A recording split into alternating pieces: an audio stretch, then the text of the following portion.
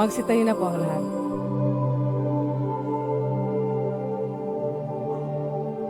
Puso'y nagpupuri sa Panginoon, nagagalak ang aking espiritu sa aking tagapagligtas, sapagkat nilingap niya kababang kanyang alipin. Mapalad ang pangalan mo sa lahat ng mga bansa. Ang puso ko'y nagpupuri sa Panginoon. Nagagalak ang aking espiritu sa aking tagapagligtas. Sa ngalan ng Ama at ng Anak at ng Espiritu Santo. Amen. Sumainyo ang Panginoon. At sumairing. Mga kapatid, aminin natin ang ating mga kasalanan upang tayo'y maging marapat gumanap sa banal na pagdiriwang. Inaamin ko sa makapangyarihang Diyos. At sa inyo mga kapatid, nalubha akong nagkasala sa isip, sa salita at sa gawa, at sa aking pagkukulang. Kaya isinasamo ko sa mahal na Birhing Maria, sa lahat ng mga anghel at mga banal, at sa inyo mga kapatid, na ako'y ipanalangin sa Panginoong ating Diyos. Kaawaan tayo ng makapangyarihang Diyos. Patawarin tayo sa ating mga kasalanan at patnubayan tayo sa buhay na walang hanggan. Amen. Panginoon, kaawaan mo kami. Panginoon, kaawaan mo kami. Kristo, kaawaan mo kami. Kristo, kaawaan mo kami. Panginoon, kaawaan mo kami. Panginoon, kaawaan mo kami. Manalangin tayo. Ama naming makapangyarihan, sa iyo nagmumula ang tanang kabutihan. Pagbigyan mo ang aming mga kahilingan na iyong patnubay. Ang iyong mga kinalulugdan ay aming mapag-isipan, at sa iyong pag-akay, ang mga ito ay aming magampanan. Sa pamamagitan ni Jesucristo, kasama ng Espiritu Santo, magpa sa walang hanggan. Amen. Magsiupo po ang lahat.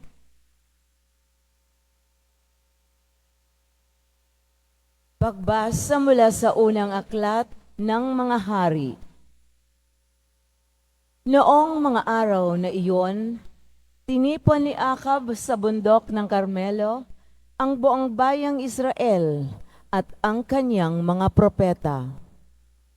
Lumapit si Elias at sinabi sa bayan, "Hanggang kailan pa kayo mag-aalinlangan? Kung ang Panginoon ang tunay na Diyos, siya ang sundin ninyo. At kung si Baal naman, kay Baal kayo maglingkod." Hindi umimik ang bayan. Muling nagsalita si Elias, "Ako na lamang ang natitira sa mga propeta ng Panginoon. Samantala, may 450 ang mga propeta ni Baal. Bigyan ninyo kami ng 2 toro.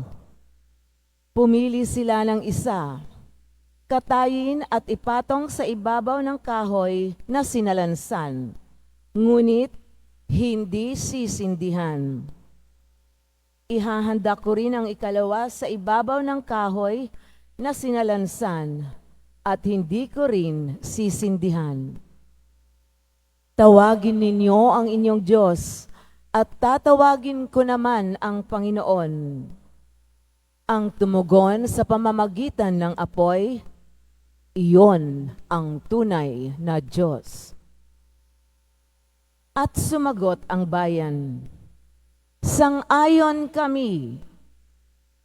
Sa gayon, sinabi ni Elias sa mga propeta ni Baal, "Sapagkat kayo ang marami, pumili kayo ng 1 toro at ihanda ninyo. Pagkatapos, tawagin ninyo ang inyong Diyos, ngunit huwag kayong magpaparikit ng apoy. Kinuha nga nila ang isa sa mga toro at inihandog. Mula sa umaga hanggang tanghali, tinawagan nila si Baal. Baal, Baal, pakinggan mo kami. Sigaw nila, samantalang pasayaw-sayaw sa paligid ng dambana. Ngunit walang sumasagot. Nang katanghalian na nilibak na sila ni Elias, wika niya, lakasan pa ninyo. Alam naman ninyo ang inyong Diyos. Baka may ginagawa o may pinuntahan. O baka naman natutulog. Kaya't kailangan gisingin. Lalo nga nilang inilakas ang kanilang sigaw. Sinugatan ang sarili sa mamamagitan ng sibat at tabak, tulad ng kanilang kinaugalian, hanggang sa sila'y maligo sa dugo. Lumampas ang tanghali at oras na ng paghahandog ng hain, ngunit wala pa ring tugon kahit ano. Nagsalita noon si Elias sa buong bayan. Lumapit-lapit kayo, wika niya, at nagsilapit ang lahat. Inayos niya ang dambana roon ng Panginoon na matagal nang gumuho. Pumili siya ng 12 bato, katumbas ng bilang ng mga lipi ni Jacob na binigyan ng Panginoon ng pangalang Israel. Ang mga bato'y ginawa niyang dambana para sa Panginoon. Pinaligiran niya iyon ng isang kanal na may lamang 2 baldeng tubig. Isinalansan niya ang kahoy, kinatay ang toro at ipinatong sa kahoy. Pagkatapos nag-utos siya, kumuha kayo ng 4 na bangang tubig at ibuhos sa handog at sa kahoy. Gayon nga ang ginawa nila. Busan pa ninyo, sabi ni Elias, at binusan nila. Minsan pa, utos uli ni Elias. Makaitlongan nilang binusan ang handog hanggang sa umagos ang tubig sa paligid ng dambana at umapaw sa kanal. Nang 3 na ng hapon na siyang oras ng paghahandog, tumayo si Elias sa harap ng dambana at nanalangin. Panginoon, Diyos ni Abraham, Isaac at Jacob, patunayan po ninyo ngayon na talaga kayo ang Diyos ng Israel, at ako ay inyong lingkod, at ginawa ko ang lahat ng ito, pagkat ito ang inyong utos. Dinggin ninyo ako, Panginoon, upang matalastas ng bayang ito na kayo lamang ang Diyos at sila'y inyong pinapagbabalik loob. Noon di nagpababa ng apoy ang Panginoon at tinupok ang handog, ang kahoy at ang mga bato at lupa sa paligid. Pati ang tubig sa kanal ay natuyo. Pagkakita sa nangyari, nagpatira pa ang buong bayan at sumigaw, ang Panginoon ang Diyos, ang Panginoon lamang ang Diyos. Ang salita ng Diyos. Salamat sa Diyos. Diyos ko, ang aking dalangi, ako'y iyong tangkilikin. Diyos ko, ang aking dalangi, ako'y iyong tangkilikin. O Diyos, ako'y ingatan mo, ingatan ang iyong lingkod. Ang hangad ko ay maligtas, kaya sa'yo'y dumudulog. Ikaw, aking poon, ang wika ko sa aking Diyos, kabutihang tinanggap ko, ay ikaw ang nagkaloob. Diyos ko at aking dalangin, ako'y iyong tangkilikin. Silang bumaling sa ibang Diyos, sulirani abot-abot. Sa pansambang gawin nila, ako ay hindi lalahok. Diyos ko, ang aking dalangin, ako'y iyong tangkilikin. Ikaw lamang poon ko, ang lahat sa aking buhay. Ako'y iyong tinutugon sa lahat kong kailangan. Nababatid ko na siya'y kasama ko oras-oras. Sa piling niya kailan may hindi ako matitinag. Diyos ko, ang aking dalangin, ako'y iyong tangkilikin. Ituturo mo ang landas na buhay ang hahantungan. Sa piling mo'y madarama ang lubos na kagalakan. Ang tulong mo'y nagdudulot ng ligayang walang hanggan. Diyos ko, ang aking dalangin, ako'y iyong tangkilikin. Magsitayo na po ang lahat.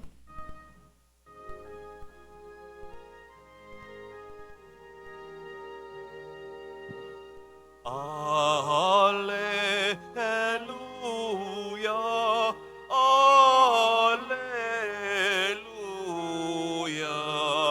Alleluia,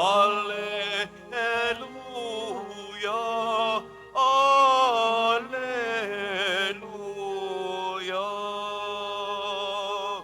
Panginoon, ituro mo na iyong landasin ay sundin ko sa pagtahak sa totoo.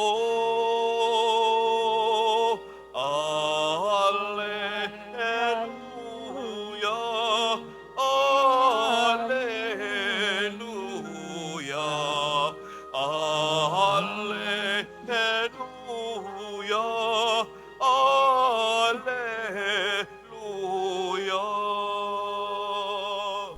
Sumainyo ang Panginoon. At sumairi, Ang mabuting balita ng Panginoon ayon kay San Mateo.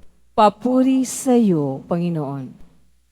Noong panahong iyon, sinabi ni Jesus sa kaniyang mga alagad, "Huwag ninyong akalaing naparito ako upang pawalang bisa ang kautusan at ang mga aral ng propeta. Naparito ako hindi upang pawalang bisa, kung hindi para ipaliwanag at ganapin ang mga iyon. Tandaan ninyo ito, magwawakas ang langit at ang lupa, ngunit ang kaliit-liitang bahagi ng kautusan ay hindi mawawala ng bisa hanggat hindi nagaganap ang lahat. Kaya't sino mang magpawalang halaga kahit sa kaliit-liitang bahagi nito at magturo ng gayon sa mga tao ay ibibilang na pinakamababa sa kaharian ng Diyos. Ngunit ang gumaganap ng kautusan at nagtuturo na tuparin iyon ay ibibilang na dakila sa kaharian ng Diyos. Ang mabuting balita ng Panginoon. Pinupuri ka namin, Panginoong Hesukristo. Magsiupo na po ang lahat. Magandang umaga po sa inyong lahat, mga kapatid kay Kristo.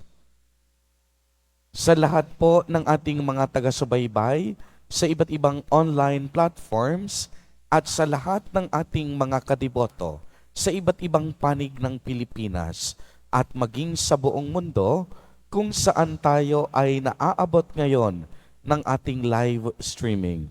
Mapayapang umaga din po sa inyong lahat. Purihin at dakilain natin ang ating Panginoon, ang mahal na poong Jesus Nazareno.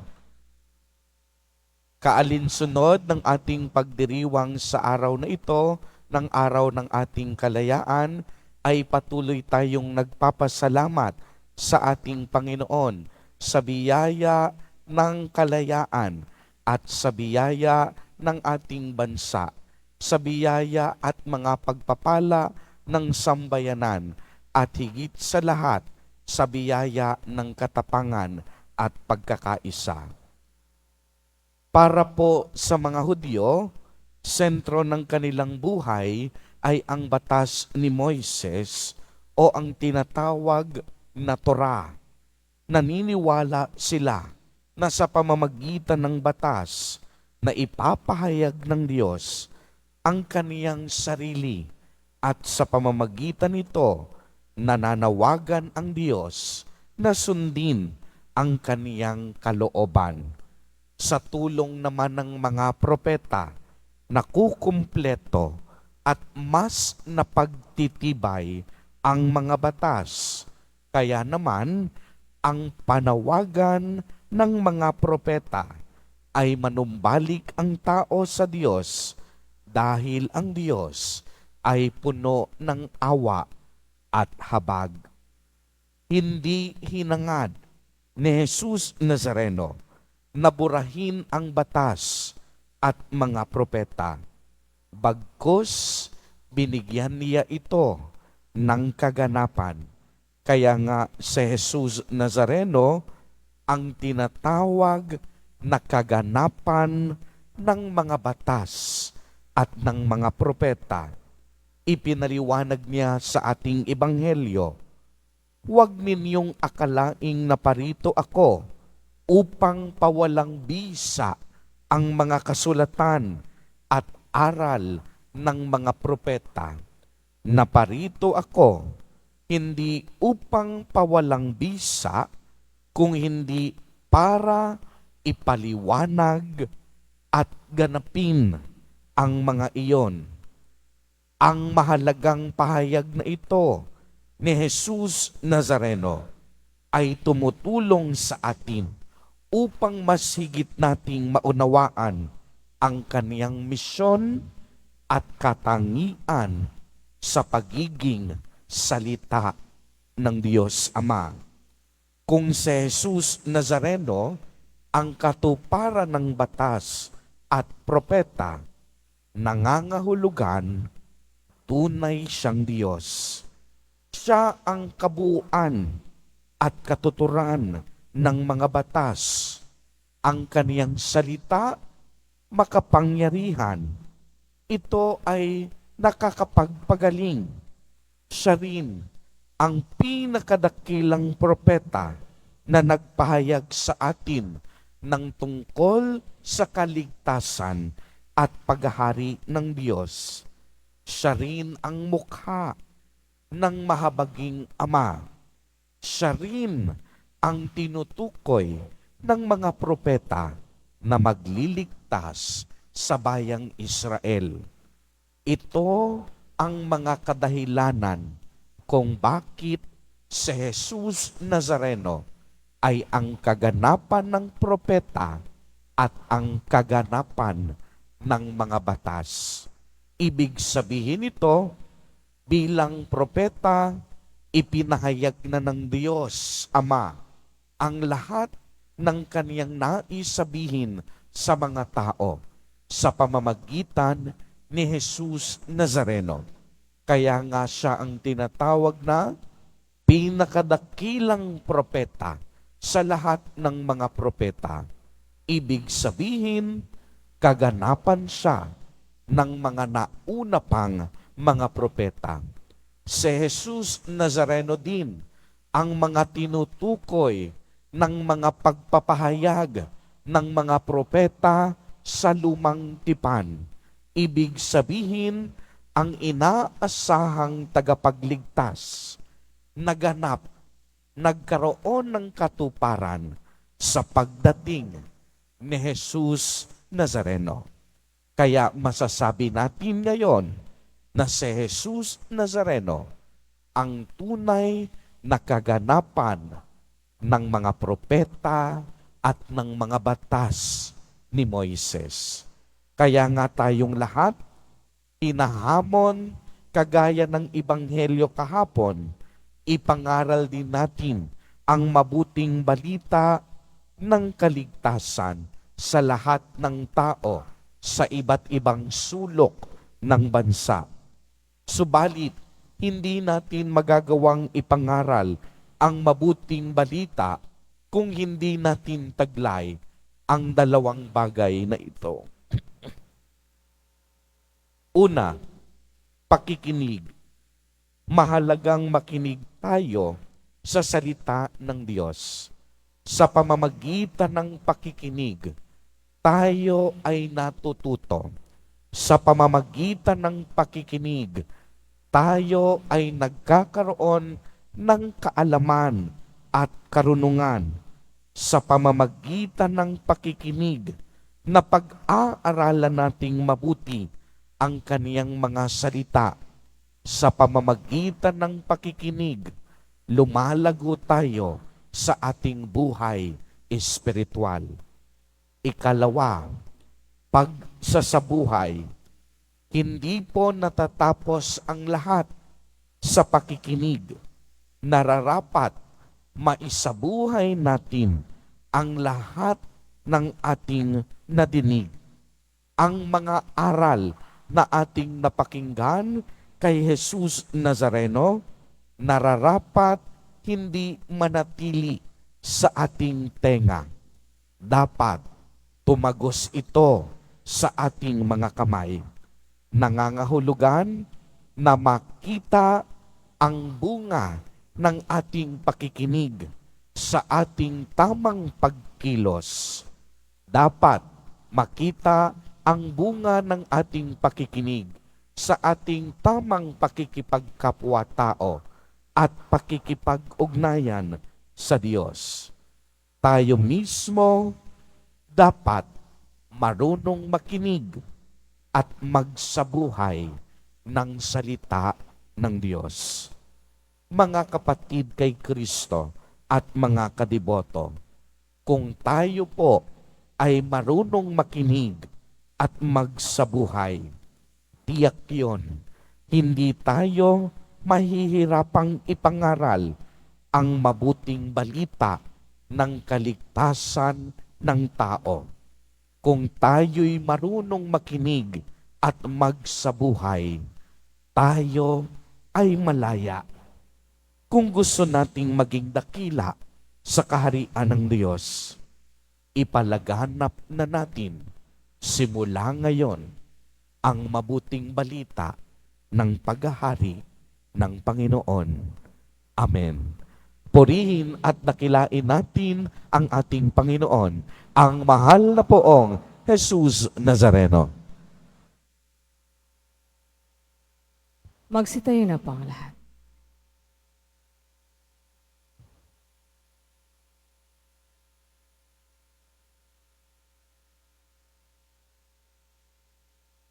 Minamahal kong mga kapatid, ipinangako ng Diyos ang kaligayahan sa mga sumusunod sa kaniyang mga batas at sa mga naghahangad sa kaniya ng buong puso. Manalangin tayo ngayon ng sama-sama at buong katapatan sa iisang pananampalataya.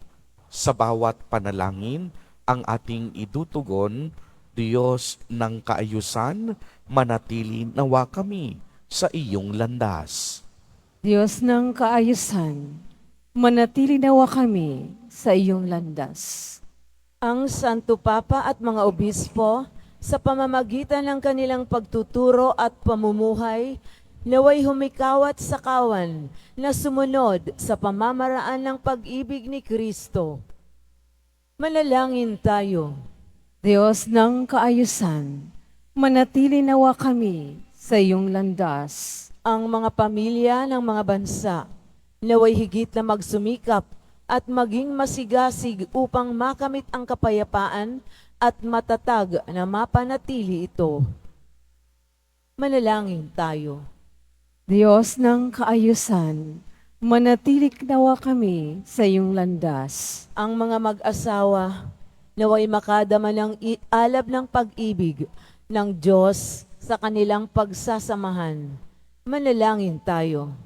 Diyos ng kaayusan, manatili nawa kami sa iyong landas. Ang mga may sakit at mga matatanda, naway lumakas ang kalooban sa pamamagitan ng mga salitang nakaaaliw at may katiyakan mula sa kumakalinga sa kanila. Manalangin tayo. Diyos ng kaayusan, manatili nawa kami sa iyong landas. Ang mga tapat na yumao, naway mamasdan ang mga bagay na hindi nakikita ng mga mata at hindi naririnig ng mga tenga.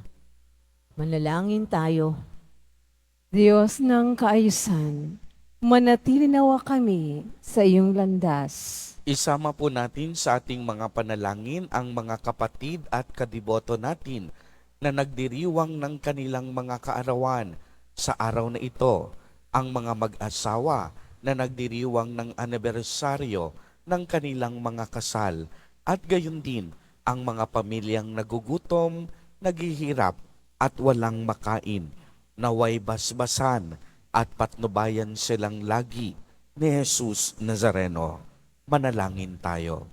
Diyos ng kaayusan, manatili nawa kami sa iyong landas. Makapangyarihan at walang hanggang Ama, naway liwanagan ng iyong batas ng pag-ibig ang aming buhay at pamalagiin mo kaming nasa matuwid na landas patungo sa iyong kaharian. Inihiling namin ito sa pamamagitan ni Kristo na aming Panginoon. Amen. Magsipo po ang lahat.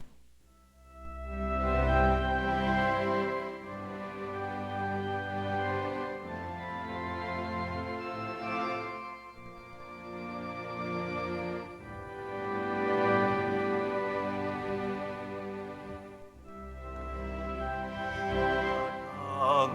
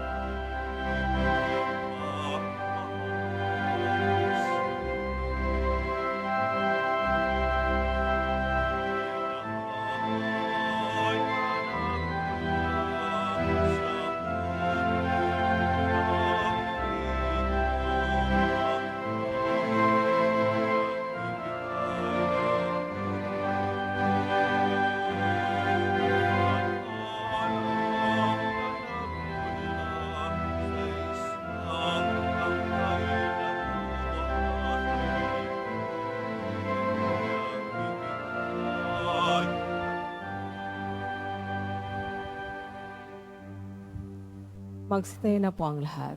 Manalangin kayo mga kapatid upang ang paghahain natin ay kalugdan ng Diyos, Amang makapangyarihan. Tanggapin nawa ng Panginoon itong paghahain sa iyong mga kamay, sa kapurihan niya at karangalan, sa ating kapakinabangan, at sa buong sambayanan niyang banal. Ama naming lumikha, tunghayan mo at kalugdan ang paglilingkod na aming ginagampanan upang ang aming inihain ay iyong marapatin at ang aming pag-ibig ay iyong pag-alabin sa pamamagitan ni Jesucristo kasama ng Espiritu Santo magpa sa walang hanggan. Amen. Sumainyo ang Panginoon. At sumairin, Itaas sa Diyos ang inyong puso at diwa. itinaas na namin sa Panginoon. Pasalamatan natin ang Panginoong ating Diyos.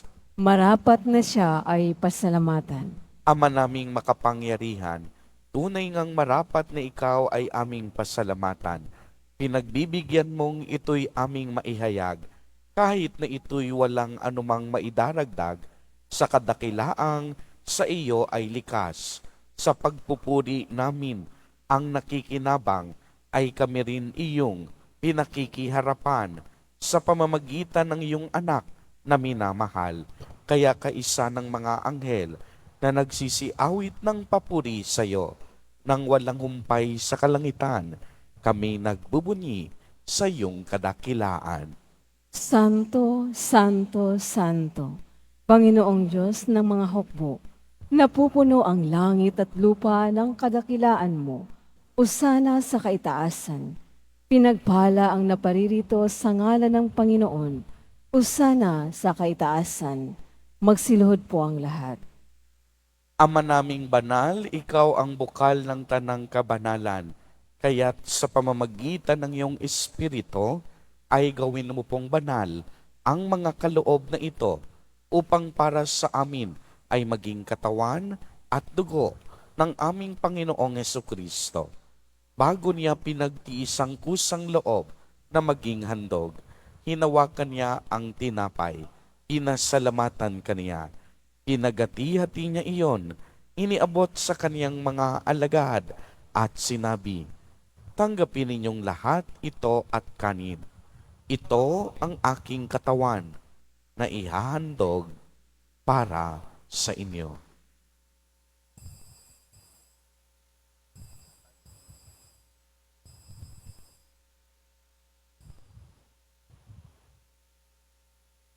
Gayon din naman noong matapos ang hapunan, hinawakan niya ang kalis. Muli kanyang pinasalamatan. Iniabot niya ang kalis sa kanyang mga alagad at sinabi, "Tanggapin ninyong lahat ito at inumin. Ito ang kalis ng aking dugo, ng bago at walang hanggang tipan, ang aking dugo na ibubuhos para sa inyo at para sa lahat sa ikapagpapatawad ng mga kasalanan. Gawin ninyo ito sa pag-alaala sa akin."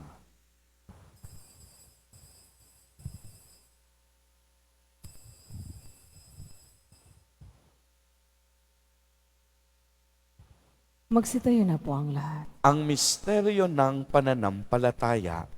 Si Kristo'y namatay, si Kristo'y nabuhay, si Kristo'y babalik sa wakas ng panahon. Ama, ginagawa po namin ngayon ang pag-alaala sa pagkamatay at muling pagkabuhay ng iyong anak. Kaya't iniaalay namin sa iyo ang tinapay na nagbibigay buhay at ang kalis na nagkakaloob ng kaligtasan. Kami po'y nagpapasalamat dahil kami iyong minarapat na tumayo sa harap mo para maglingkod sa iyo. Isinasamo namin na kaming magsasalo-salo sa katawan at dugo ni Kristo ay mabuklod sa pagkakaisa sa pamamagitan ng Espiritu Santo. Ama, lingapin mo ang iyong simbahang laganap sa buong daigdig. Puspusin mo kami sa pag-ibig kaisa ni Francisco na aming Santo Papa at ni Jose na aming Obispo at ng Tanang Kaparian. Alalahanin mo rin ang mga kapatid naming nahimlay nang may pag-asang sila'y muling mabubuhay. Gayon din ang lahat ng mga pumanaw. Kaawaan mo sila at patuloyin sa iyong kaliwanagan. Kaawaan mo at pagindapatin kaming lahat na makasalo sa iyong buhay na walang wakas. Kaisa ng mahal na Birheng Maria na ina ng Diyos, ng kabiyak ng puso niyang si San Jose, kaisa ng mga apostol at ng lahat ng mga banal na namuhay dito sa daigdig ng kalugod-lugod sa iyo. Maipagdiwang nawa namin ang pagpupuri sa ikararangal mo sa pamamagitan ng iyong anak na aming Panginoong Hesukristo. Sa pamamagitan ni Kristo, kasama niya at sa Kanya, ang lahat ng parangal at papuri ay sa iyo, Diyos amang makapangyarihan, kasama ng Espiritu Santo, magpa sa walang hanggan. Amen. Sa tagubilin ng mga nakagagaling na utos at turo ni Jesus na Panginoon natin na Diyos, ipahayag natin ng lakas loob. Ama namin, sumasalangit ka. Sambahin ang ngalan mo, mapasa amin ang kaharian mo. Sundin ang loob mo dito sa lupa para nang sa langit. Bigyan mo kami ngayon ng aming kakanin sa araw-araw at patawarin mo kami sa aming mga sala para ng pagpapatawad namin sa nagkakasala sa amin. At huwag mo kaming ipahintulot sa tukso at iadya mo kami sa lahat ng masama. Hinihiling namin na kami iadya sa lahat ng masama, pagkalooban ng kapayapaan araw-araw, iligtas sa kasalanan at ilayo sa lahat ng kapahamakan. Samantalang aming pinananabikan ang dakilang araw ng pagpapahayag ng tagapagligtas naming si Hesu Kristo. Sapagkat iyo ang kaharian at ang kapangyarihan at ang kapurihan magpakailanman. Amen. Panginoong Kristo, sinabi mo sa iyong mga apostol, kapayapaan ang iniiwan ko sa inyo, ang aking kapayapaan ang ibinibigay ko sa inyo. Tungayan mo ang aming pananampalataya at huwag ang aming pagkakasala. Pagkalooban mo po kami ng kapayapaan at pagkakaisa ayon sa iyong kalooban, kasama ng Espiritu Santo, magpa sa walang hanggan. Amen. Ang kapayapaan ng Panginoon ay laging sumainyo. At sumairing. Magbigayan po tayo ng kapayapaan sa isa't isa.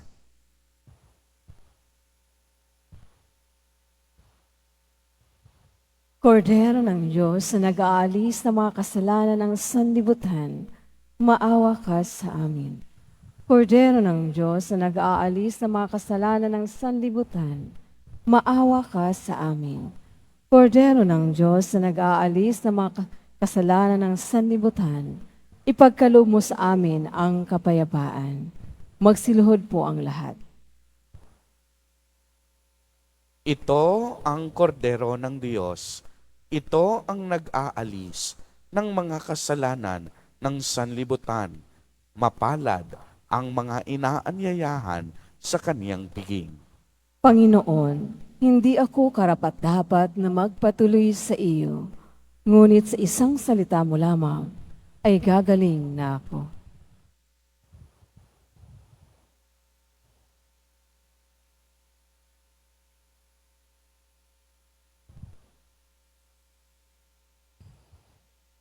Para sa lahat ng tatanggap ng banal na komunyon, sasagot po tayo ng amin pagkasabi ng pare o ng lay minister ng katawan ni Kristo at isubo agad sa bibig.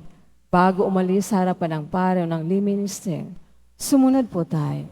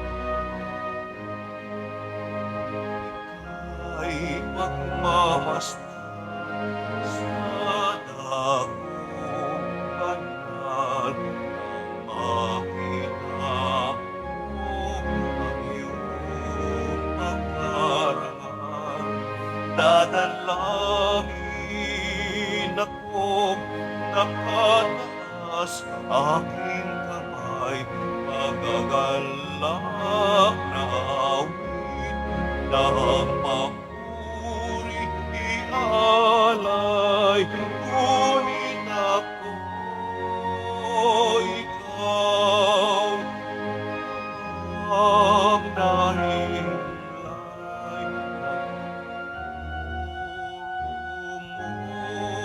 Sa pinaglaglay sa dilim ng iyong mga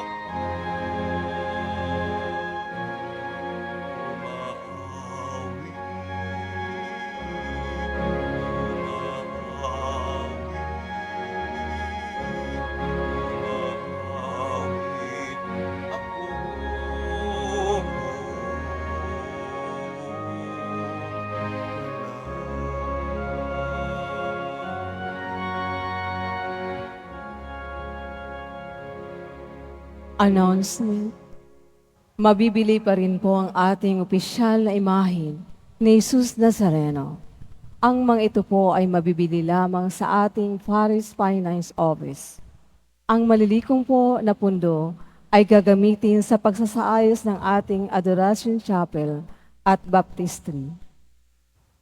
Binyagang Bayang 2024.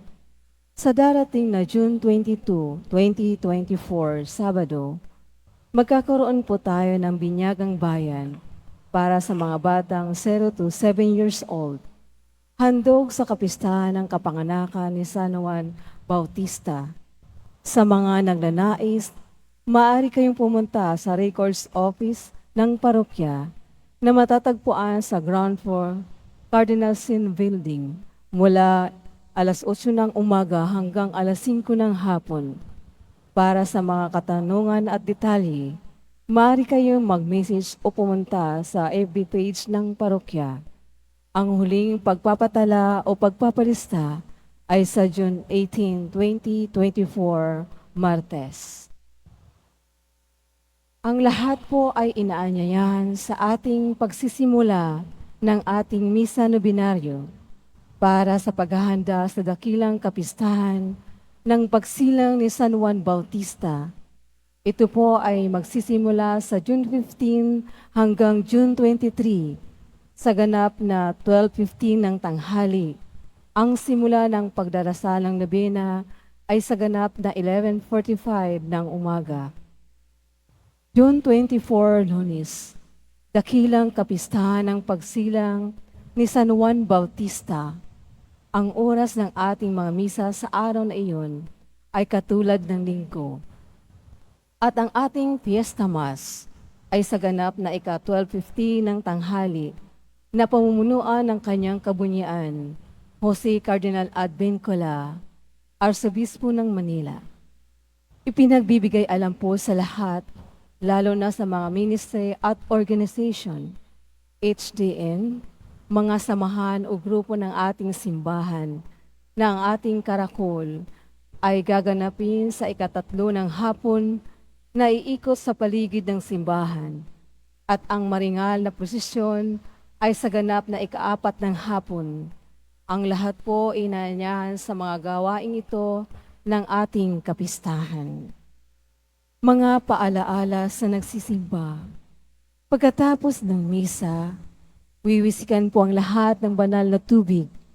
Pinakikiusapan ng lahat na manatili lamang muna sa iyong mga lugar. Tanging sa Quezon Boulevard o sa Plaza San Juan lamang ang labasan ng lahat. Sumunod po tayo. Maraming salamat po sa iyong pagdalaw at pagsisimba sa Basilica Minor at Pambansang Dambana ni Jesus Nazareno. Magsitayo na po ang lahat. Manalangin tayo. Ama naming mapagmahal, ang pagganap sa iyong pagbibigay kagalingan ay pumawi nawa sa aming mga nagawang pagsuway, ay magdulot nawa ng iyong mga kinalulugdan sa pamamagitan ni Jesucristo kasama ng Espiritu Santo magpa sa walang hanggan. Amen. Sumainyo ang Panginoon. At sumairin. Pagbabasbas. Mahal na poong Jesus Nazareno, inihayag mo sa pamamagitan ng krus ang walang maliw na pag-ibig ng Diyos sa sangkatauhan. Pakinggan mo ang kahilingan ng iyong angkan na nagsusumamo sa iyo. Makamtanawa nila ang iyong katugunan at tanggapin ang kasagutan na may utang na loob na tinatanaw. Basbasan din po ninyo ang mga daladala nilang mga imahen at dasalan.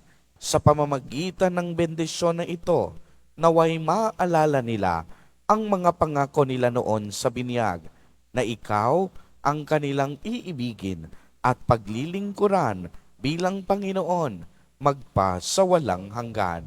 Amen. At pagpalain po kayong lahat at ng inyong buong pamilya ng makapangyarihang Diyos, Ama, Anak, at Espiritu Santo. Amen. Humayo kayong taglay ang pag-ibig at kapayapaan ng Poong Jesus Nazareno. Salamat sa Diyos.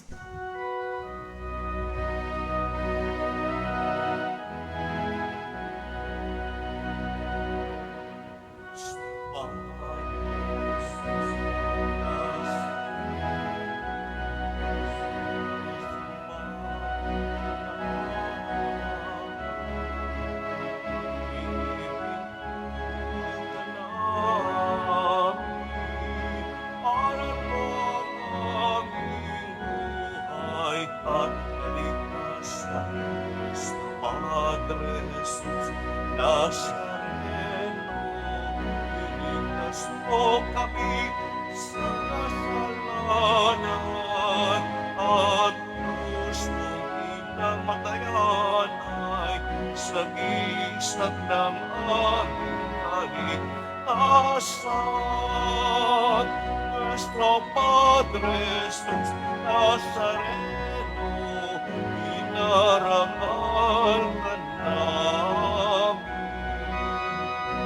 Nuestro Padre Jesus Nazareno, inuluwalhati ka namin.